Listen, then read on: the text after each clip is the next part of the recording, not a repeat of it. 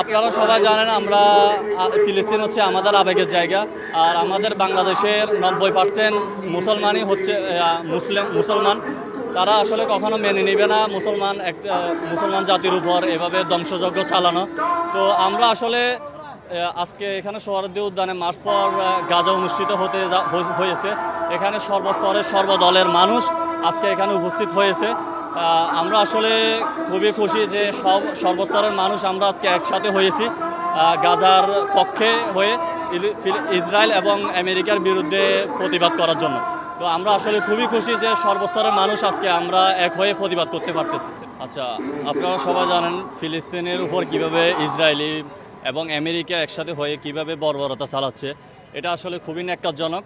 আমরা মুসলমান জাতি হিসেবে এটা আমরা কখনো মেনে নিতে পারি না। আর এছাড়াও আপনারা জানেন ভারত কিছুদিন আগে অস্ত্র বিক্রি করেছে ইসরায়েলের কাছে। আর ভারত এটা আসলে অলওয়েজ তারা মুসলমানদের বিপক্ষে তারা কাজ করেছে। তাছাড়াও আমরা দেখেছেন আপনারা সবাই কিভাবে প্রতিনিয়ত ইসরায়েলি বাহিনী ফিলিস্তিনের উপর অত্যাচার করে যাচ্ছে। যুদ্ধবিরতি যাওয়ার পরেও আমেরিকার ডোনাল্ড ট্রাম্পের সাথে বসে ইসরায়েলি প্রেসিডেন্ট নেতানিয়াহু আবার কিছুদিন আগে আবার বর্বরতা চালিয়েছে। এটা আমরা আসলে কখনো মেনে নিতে পারলাম না। আর আপনারা সবাই জানেন কত মানুষ একসাথে মারা গিয়েছে। আর ওরা অলরেডি রাফা দখল করে ফেলেছে। আর ওদের টার্গেট এখন পুরা গাজাটাকে বিচ্ছিন্ন করে দিয়ে ডোনাল্ড ট্রাম্পের প্ল্যান হচ্ছে যে এখানে নতুনভাবে একটা প্রকল্প তৈরি করবে আবাসন খাত। তো এই আবাসনের খাতের মাধ্যমে সে বড় একটা বিজনেস করার সে একটা ফায়তারা করতেছে।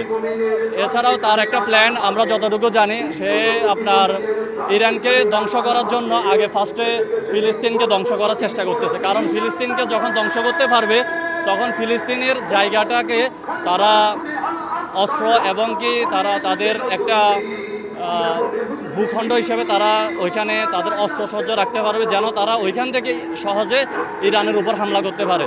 এই কারণে তারা আগে চাচ্ছে ফিলিস্তিনটাকে ধ্বংস করার জন্য এবং কি ফিলিস্তিনটাকে ধ্বংস করে তারা তাদের মূল টার্গেট ইরানকে ধ্বংস করা। এটা হচ্ছে তাদের প্ল্যান।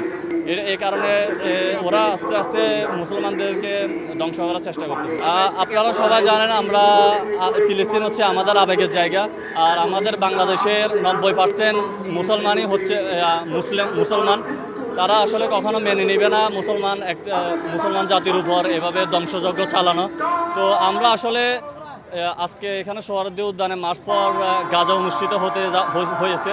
এখানে সর্বস্তরের সর্বদলের মানুষ আজকে এখানে উপস্থিত হয়েছে।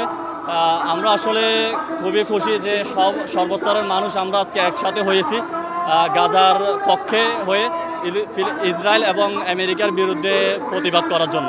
তো আমরা আসলে খুবই খুশি যে সর্বস্তরের মানুষ আজকে আমরা এক হয়ে প্রতিবাদ করতে পারতেছি। For more updates, follow us on Facebook, subscribe our YouTube channel, get the latest update on www.daily-sun.com.